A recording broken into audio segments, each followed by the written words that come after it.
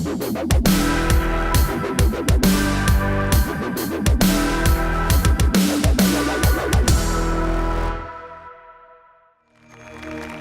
media.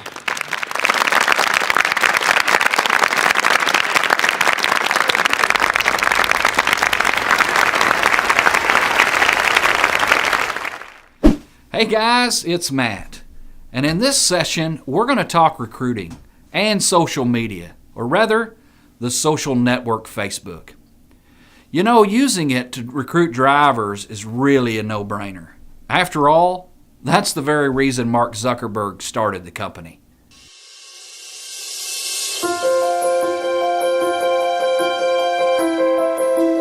Yeah, not really. He didn't say that. We totally just made it up. Hold on. Why are we talking about Facebook again? Facebook is the largest network of people on Earth, with more than 1.4 billion accounts worldwide and over 156 million adult users in the U.S. Huh? What do you know? All joking aside, think about that. More than 156 million American adults, or 64%, are on Facebook. What a vast network of potential drivers for your recruiting efforts. But here's an even more important statistic. More than half of existing drivers use Facebook too. A recent studies found the percentage of drivers is nearly the same as that of the general population. About 50% for owner-operators and 60% for company drivers. That makes Facebook the #1 social media platform for truckers by a huge margin. So with more than a half of your potential and current drivers in this network, it truly is a no-brainer to make Facebook a part of your recruiting strategy. But here's the catch. Facebook wasn't created to recruit drivers.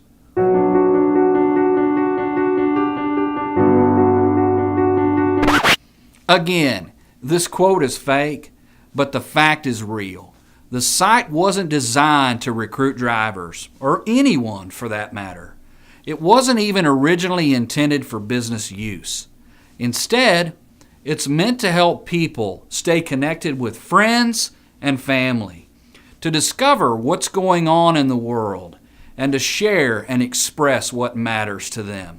In other words, it's all about relationships, not recruiting.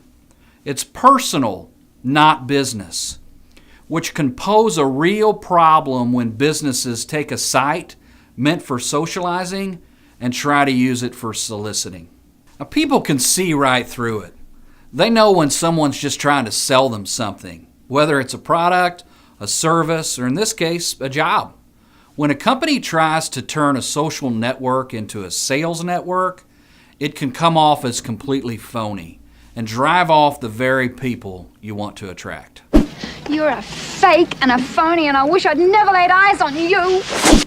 But you can avoid that kind of public rejection by using Facebook as it's intended, for socializing first and everything else second. So with that goal in mind, let's discuss 5 ways to make Facebook effective at driver engagement and retention. First, you gotta make it.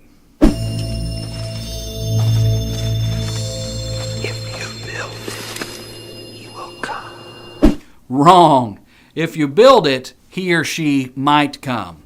Making a ball field or a Facebook page doesn't guarantee you'll win points or fans, but you've still got to have one if you want to play.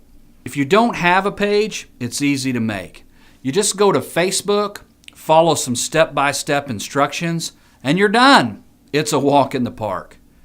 Getting people to come, on the other hand, is a curveball. And it's easy to strike out. The only way to grow an online crowd is to keep practicing.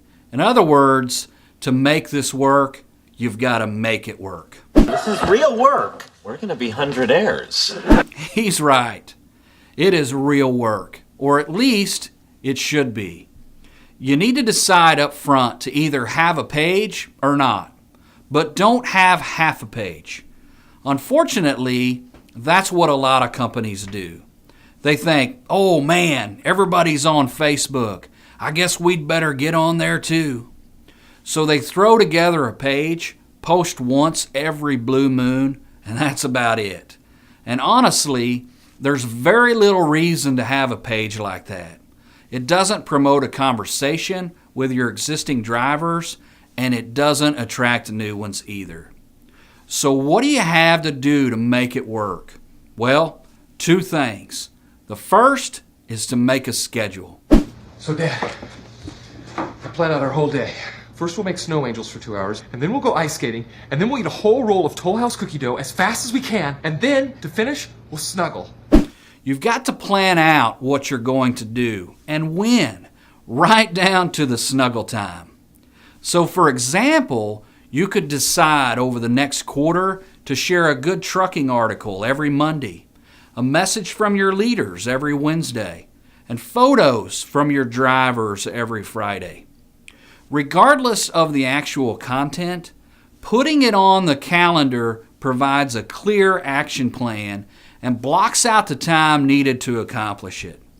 Along with scheduling content, remember to budget time for someone to post it and respond to comments. Which brings us to the second way to make this work.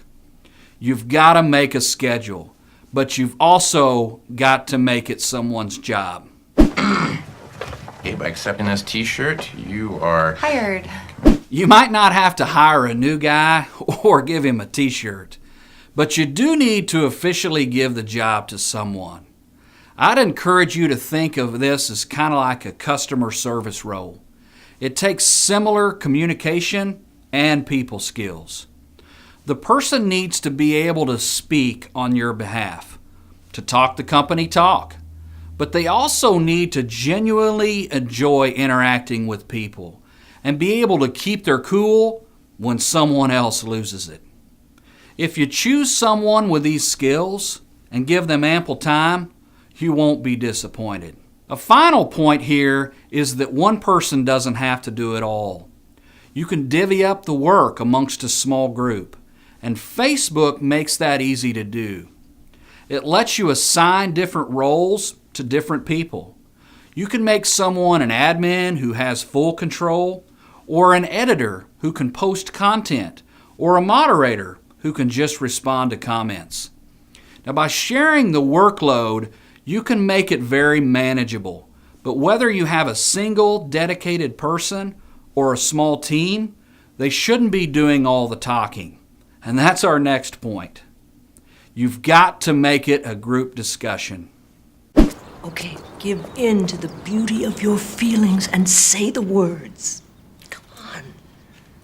I love you, Dad. I love you too, son. Not group therapy, group discussion. You want to generate an ongoing company-wide conversation. And here are a few ways to get it rolling. First, make your page known. People can't like it if they don't know about it. So make a company-wide announcement. Invite everyone to like the page and maybe even offer an incentive, like a giveaway, for those who do. Also, don't forget to tell new employees when they join the company. Next, make it two-way. The whole idea here is to spark interaction. And a good way to do that is to ask questions and acknowledge responses. For example, imagine that you share this article from the Travel Channel called Confessions of a Truck Driver. In the post, you might say, here's an interview with a longtime driver who shares some of his best and worst experiences on the road. What do you think? Agree with him or not? I guarantee if you invite feedback and acknowledge people when they give it, you'll get the conversation rolling. Next, make it about them. Post messages and photos from employees. Now, this will make your folks more aware of one another, but will also make more of them into regular visitors. And once you feature someone, they're a lot more likely to stay active on the page. Include your leaders, post messages from them, or even better, ask them to contribute directly. But include other people and departments too, especially your drivers.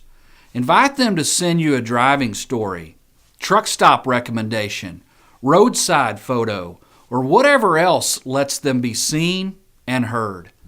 Now, that concludes this session, but we'll continue the discussion in the next one. Until then, I'm Matt. Blue moon, you saw me standing alone, without a dream in my heart.